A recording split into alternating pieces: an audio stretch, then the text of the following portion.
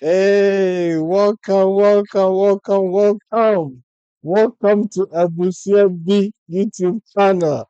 Man, my guys, my friends, my fans, my loved ones, my family, my brothers, my sisters, everybody following this channel. I mean, you guys have made me so proud, man. My last video, it is past 500 views over just under a day. I mean, I'm proud of myself because I started this thing not too long ago, and you know, I've not picked up like this before, so I'm happy, and I know that without you, this wouldn't have been possible. We are where we are right now, all because of your support and your patronage. I'm very grateful. I'm very grateful to you all following Abuswebi YouTube channel. And once again, welcome to Abuswebi YouTube channel, where we treat you to rich content. Yes, we treat you to rich content, our political opinions. Once in a while, I try to, bring some education in terms of learning new words and, stuff like that. I know we've done about 3 cooking sessions. Yes, don't forget. This Thanksgiving, I'll be preparing apapransa. I will garnish it with, a crab. Yes. If you don't know what apapransa is, please stay tuned. Stay tuned to Ebusiobi YouTube channel. I'm going to treat you to apapransa on Thanksgiving Day. If not on that very day, I mean somewhere around that day or the weekend of Thanksgiving. So be on the lookout. Don't turn to any channel. Stay tuned to Abushebi YouTube channel. And please, if you are new to this channel, please subscribe, like, and share. Okay? Please subscribe, like, and share because it's going to get bigger and better on Abushebi YouTube channel. Yes. Guess what? I'm back again. I'm back again with good news. But you know what? Let's go through this. I know I've used this should I say phrase or course or statement, Stockholm syndrome. I've been using Stockholm syndrome in some of my videos. So today I decided to, print out just a little bit of explanation of what Stockholm syndrome is to educate ourselves. Like I've been telling you, Ebusuebe YouTube channel is not just about sharing our opinions. Once in a while, we have to educate ourselves. Okay. And please subscribe, like, and share. And don't forget to drop your comments. Criticisms are very welcome, but we all have to be respectful to one another. Okay. Your criticisms are very welcome because we want to make this channel bigger and better. Yeah. So Stockholm syndrome. It is what I got from the internet. The meaning of Stockholm syndrome. Um, just to give you a background of what Stockholm syndrome is before I read from what I printed out. Stockholm syndrome came, came as a result of an incident, a robbery incident that happened in Sweden, Stockholm, Sweden. And these robbers, they robbed a bank. And of course, there were some, bank workers and people who were coming to, patronize the bank and bank customers and all of that. So they held the workers at the bank hostage. And of course, some of the customers to hostage. And after a long time, the police talked to this armed robbers and all of that. After some time, they got arrested. And unfortunately, I don't know whether to say unfortunately or whatever, but some of those who were held hostage, they kind of like sympathize with the robbers. They sympathize with the armed robbers, because after they heard their story, they were very moved by their stories. Some of the bank customers, they were moved by the story of the armed robbers, the reason why they came to rob. So they kind of had some attachment to the armed robbers to the extent that some of them even refused to go and bear witness against the armed robbers. They kind of felt pity for them. I'm like, why do you have to feel pity for an armed robber? But maybe I can understand. I don't know the full story, but maybe if the armed robber was saying maybe He needed to rob the bank to get money to maybe pay for the medical bills of his dying wife or dying child, or to do something good. What would you say to that? If somebody should go rob a bank and they tell you that, oh, I robbed the bank because, oh, my wife is in labor, so I needed money to go and pay my medical bills before my wife will get discharged from the bank. What are you going to be sympathetic with the armed robber? So this is kind of like the situation these armed robbers and the bank customers found themselves in. So after the robbery incident, some of the customers kind of like develop some attachment and some sympathy for these armed robbers. That's why we call Stockholm syndrome. So you let me read from what I printed, the script that I have in my hands here. Stockholm syndrome is a psychological response to being held captive. People with Stockholm syndrome form a psychological connection with their captors and begin sympathizing with them. Like I was saying, in addition to the original kidnapper hostage situation, Stockholm syndrome now includes other types of traumas in which there is a bond between the abuser and the person being abused. So like there's kind of like some bond between the abuser and the abused. In the kidnapper hostage situation.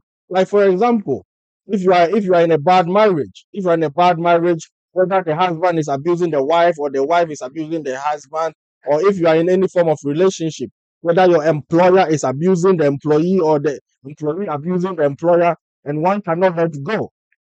You know, for if an employer is abusing you and you cannot, quit your job, maybe because of,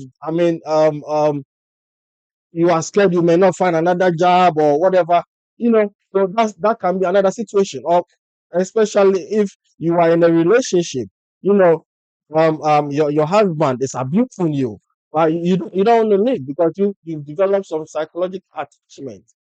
Maybe you think if you leave your children, and maybe you are living in some nice house or you have some nice car, so basically that's what Stockholm syndrome is. Stockholm syndrome is what African leaders, are using to their advantage. African leaders are using Stockholm syndrome to their advantage to abuse Africans in Africa. Hmm? That's what African leaders are using, Stockholm syndrome. Like for example, let me cite Ghana for example. In Ghana, we think, oh, excuse me to say, if you are an account in Ghana, they think, oh, all accounts belong to MPP. If you are an Ever or a Northerner, they think, oh, most Evers and Northerners belong to NDC. So the politicians, they've taken advantage of this situation. They think we've grown some attachment to them, so we cannot leave. And they are using this Stockholm syndrome to abuse us. Hmm? Think about it. If you are in a marriage and your partner is abusing you, you have to leave. Otherwise, one day you may not wake up again, especially if you are being physically abused. You need to leave. That's Stockholm syndrome at play. Hmm? And like I've said earlier, that's what the African leaders they are using to their advantage. The African leaders they are using Stockholm syndrome to abuse Africans. They are using Stockholm syndrome to abuse. If you are a youth in Africa, you are a youth in Ghana, listening to me, pay very much attention to this. Eh? Pay very much attention to this. Pay particular attention to this. Eh? We shouldn't let our politicians fool us. Our politicians in Africa, they are fooling us. And I'm doing my research. I'm petitioning. This is a different petition from the previous one that I said I was petitioning President-elect Donald Trump to deport African diplomats and their family members first before they deport any other person. Because the African leaders, the politicians, and their cronies, they are the ones who have made Africa, difficult and unbearable to live in. They've made life very hard, harsh, you know, in Africa to live. But this time around, I'm going to petition President-elect Donald Trump to ban Birth tourism. Yes, I'm petitioning President Donald Trump to ban birth tourism, especially in Africa. Yes, read my lips. I'm going to petition President-elect Donald Trump to ban birth tourism, especially in Africa. Ask me why. Ask me why. You think about it first. Who are the people who benefit from this birth tourism? By the way, if you don't know what birth tourism is, youth of Ghana, listen to me very well. Youth of Ghana, listen to me very well. If you don't know what birth tourism is, birth tourism in layman's terms is the situation where in America they have a law that when you are giving birth in America, you become an automatic citizen. So these politicians and their cronies and the elites, the journalists and all of that in Africa, they've taken advantage of this situation. When their wives and girlfriends and concubines are pregnant, they bring them to America. They deliver their babies and they get automatic citizenship in America. They become American citizens. I mean, you ask me why? Why is that my problem? Yes, it is my problem.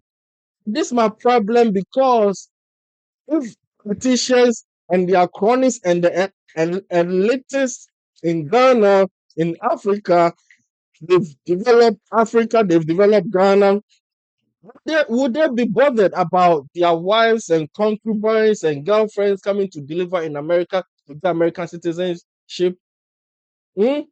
You are in Ghana, you are in Africa, you are in some remote village somewhere in Ghana, Africa, whichever part of Africa. You don't even have a passport, but you are blindly following the MPP. You are blindly following the NDC. All these politicians and the journalists attached to them, and all the elites in Africa, that is what they do. This is why they don't care about developing Africa. Am I making sense to you right now? Am I making sense to you right now? We all need to make sure that these politicians they work for us. We need to make sure that the politicians in Africa, especially Ghana, they use our resources to the benefit of the ordinary Ghanaian, to the benefit of the ordinary African. But they don't do that. They don't do that. They don't equip our hospitals. They don't even build the hospitals. They don't build any industries to provide jobs for the youth. They don't. And what do? They bring their wives, their girlfriends, their concubines to America. When they are pregnant, then they'll come and deliver here. They'll become American citizenship. They'll become American citizens. Then they will benefit from the system. There's nothing wrong with that. I'm also here benefiting from the goodness of the American citizens. But my point is, why is it that our politicians who have access to our tax monies, why don't they use it in Ghana, in Africa, to develop our continent, in our country, Ghana? Just like they come to America, how they see it. Why don't they do that? Why don't they do that? It's yourself. So we should not be fooled. Don't let us be fooled. If you are in Ghana, you are in Africa, you are following any major political party blindly, you are following any journalist blindly, be on the lookout. The journalists, doctors, lawyers, engineers, all the elites in Africa, that is what they do. That is why they don't care. They don't care about developing Africa. Some of us will continue to speak truth to power because we know Africans deserve better. You, the youth in Ghana, you, the youth in Africa, you deserve better. You deserve better just like the politician's child. You deserve better just like the lawyer's child, the doctor's child, the engineer's child, the elitist children. You deserve the same as they also deserve. Huh?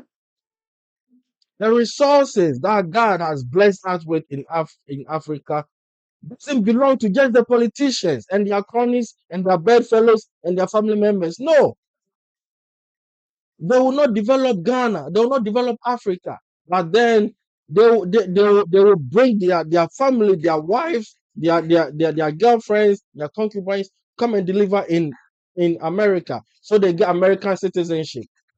That's I mean, am I in the picture clear to you now?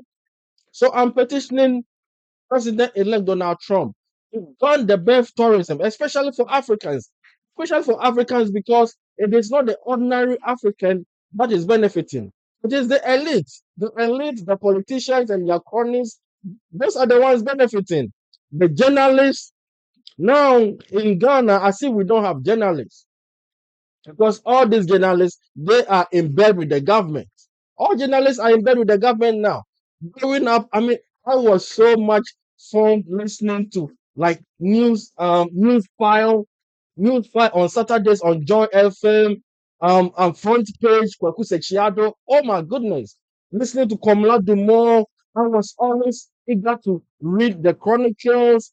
By I mean the editor was Kwenu, so eager to read the Daily Guide, you know, by Haruna Atta, a crusading guide, Kweku Bako, the Daily Dispatch, Ben Evson. What are all these journalists? Fine. I may say that, they've passed their prime. So who are the young journalists who are supposed to keep the government on right course? Where? Hmm? All these journalists are in bed with the government right now. And what the government does with the journalists is, oh, so you need a visa to America, I can help you. Oh, when your girlfriend is pregnant, or if you're a lady, when you are pregnant, I'll send you to America. That you come and give birth in America. So all the journalists they have shut their mouth. They are not doing investigative journalism anymore. Why are we doing this to ourselves as human beings? The politicians thinking they deserve better. Ordinary people also deserve better. When you come into politics, you are not in politics in Africa to amass wealth. But that's what African politicians do. They come into politics to steal from the people. Ghana politicians, that is what they do, steal from the people. If somebody will become a politician in Ghana, somebody who could not even afford a brand new shoe, then in no time they'll be building mansions, buying cars, and all of. I mean, there's nothing wrong with it. That I'm not against you wearing nice shoe or building mansions or buying nice cars. But the point is, take care of the people, create jobs for the youth. The job that you came to meet, don't collapse them. Hmm? All the jobs that the NDC government came to meet, collapse all increments businesses through the divestiture implementation program. What are all those jobs? Let's ask ourselves questions. Let's ask ourselves questions. So don't let the politician fool you. If you are a youth in Ghana, you are a youth in Africa, don't let the politicians fool you. Vote based on policies, not just because you are from this tribe, so you are from this tribe, so you vote that. I will encourage all Ghanaians to vote for Nana Kwame Bediako of the New Force come December 7th, 2024 for a better Ghana. We need politicians who will respect the citizens and will be accountable to the citizens. The present government right now, I think they are on top of Ghanaians, but we put them there. We gave them the power. We gave them the mandate to rule us. If they are lucky to have the opportunity to occupy those positions, they shouldn't lord themselves over us. They should work for us. We are sponsoring them. All these politicians, they don't buy gasoline. Their houses are paid for. Their rent is for. Their garden boys are being paid for. Their watchmen are being paid for. Their electric bill, everything, their water bills, every bill is being paid for. So why don't you just provide jobs for the people? Provide jobs for the people. It's that simple. Provide jobs for the people. You will not provide jobs for the people. The jobs that you come to me to, you collapse them. Why do you do this to your own people? MPP government, NDC government. Why? Why? Nobody hates MPP, nobody hates NDC. But if they are doing wrong things, we have to be bold enough to tell them in their faces. So this is what I'm petitioning the president-elect Donald Trump to ban tourism, especially for Africans, because it's not the ordinary African that benefits. It's the politician and their elite brigade, their cronies, their girlfriends, their concubines, those who already have access to everything they need in Africa. I mean, if it was the common person who was benefiting from the best tourism, I'd be happy. If it was the common person in some village who doesn't have drinking water in Africa benefiting, oh, I'll be very be encourage Donald Trump to even, make it more sustainable so that more people will come in. But it's these same politicians and their cronies who have access to everything already. I mean, am I explaining myself well? Please. We are doing this, we are crusading not because we hate anybody, but life is short. We all have to enjoy in this world. You have to enjoy this world before you die. You don't even know when you are going to die. But meanwhile, maybe today you did 010. You ate just once in the day. No, life should not be like that. God did not create you to come and be a poor person in Africa. No, you are a youth in Africa. God did not create you to be poor. You are a youth in Africa. God did not create you to become a scammer, a beggar, a thief, an armed robber. No, it's politicians who have made a system like that. And these same politicians, they bring their family, they bring their concubines, their wives, and their girlfriends to America to come and give birth when they are pregnant. They don't think about Africa. MPP, NDC, they don't care about Ghana. Baumia, Mahama, they don't care about Ghana. I keep on saying, and I'll say it again. If they cared about Ghana, just look at the northern region where they come from. The northern part of Ghana where Dr. Baumia and Mr. Mahama come from. How have they helped to develop that region? Mr. Mahama, for over 30 years now, has become a politician. What policies? Where could he contribute to the development of his own region? When he was president, Mr. Mahama, when he was president, bought Shasiamu for Kanya Mas. You know what Kanya is? Kanya are young girls who come mostly from the northern part of Ghana who are used to cart grapes. They are called porters. Porters. But in Ghana, we call them Kanya. Kanya is Ayayye. Ayayye. Find out how Kanyans live in Ghana. Go on YouTube, find out how Kenyans live in Ghana. And that is where the former president, Mr. Mahama, comes from. And that is where the present vice president of Ghana, Dr. Bawumia, comes from. What have they done to alleviate the poverty in the northern part of Ghana? Mr. Mahama bought them big pans so they could always carry things on their head. When Mr. Mahama let his children carry things on their head, they don't even use their fingers to carry anything. That's how wicked African politicians are.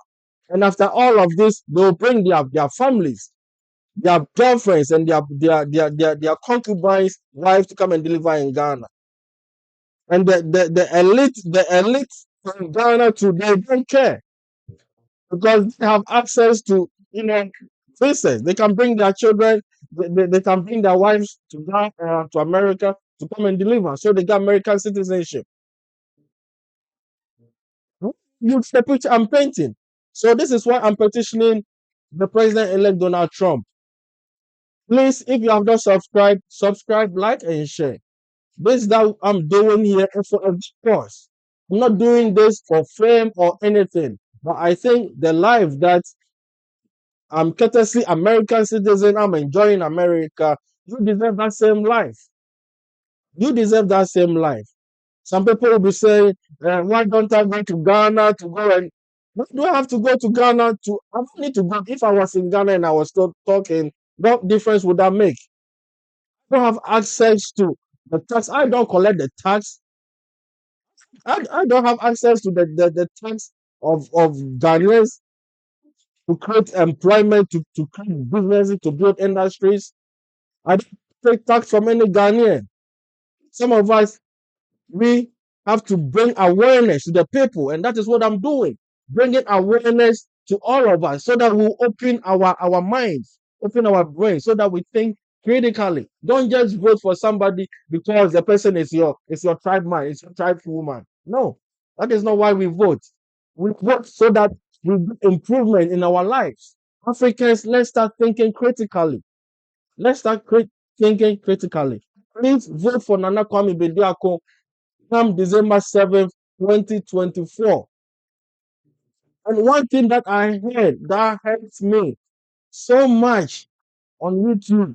2 days ago, I was watching Kwaku Sinti Misa, KSM, the popular radio TV host, comedian, you know, he's a top-notch guy.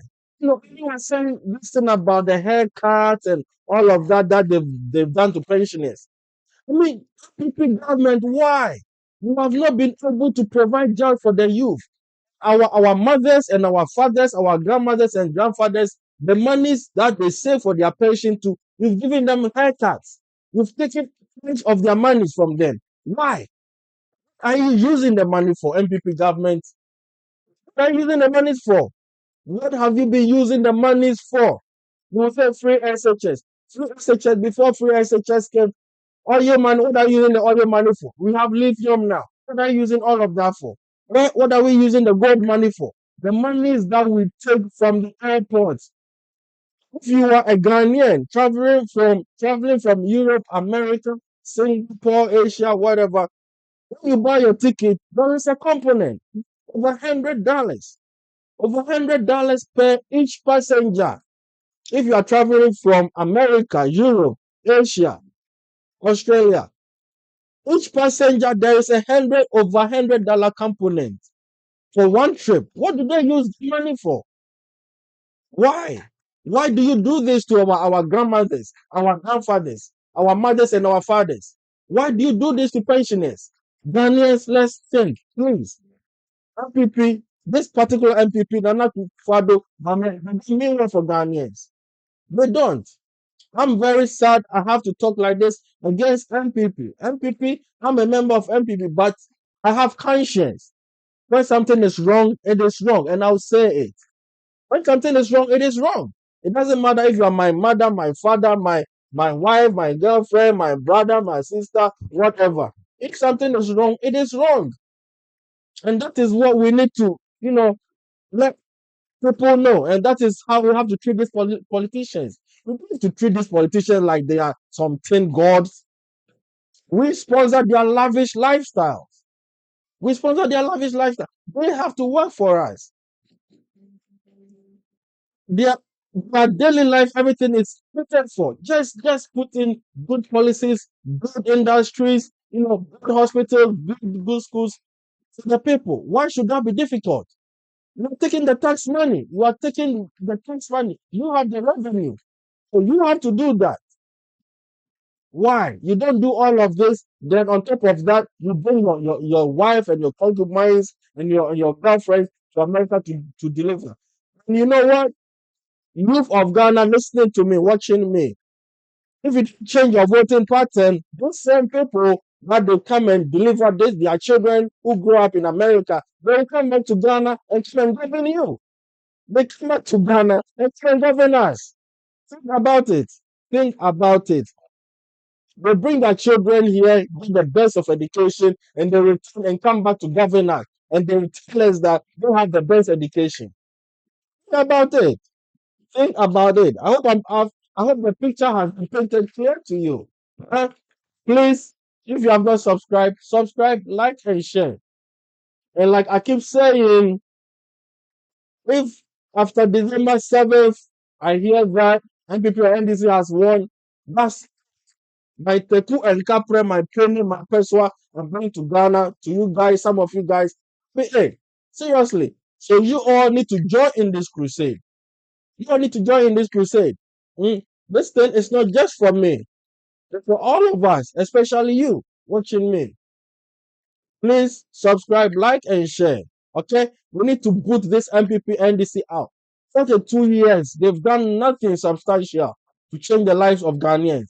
Ghana is sinking. Look at Burkina Faso. Look at Mali. Today I heard that Mali, they are debt free. Today I heard Mali is debt free. Our politicians we have in Ghana now are hyenas. Hyenas. They're just interested in stealing from the people. Let's wise up. Let's wise up. Let's wise up. I'll bring my message to an end. I just went out hustling, just came back from some heavy duty job. So, yes, okay, let's wise up. Let's start thinking critically. Hmm? Don't think you are born into MPP family, so you always vote MPP.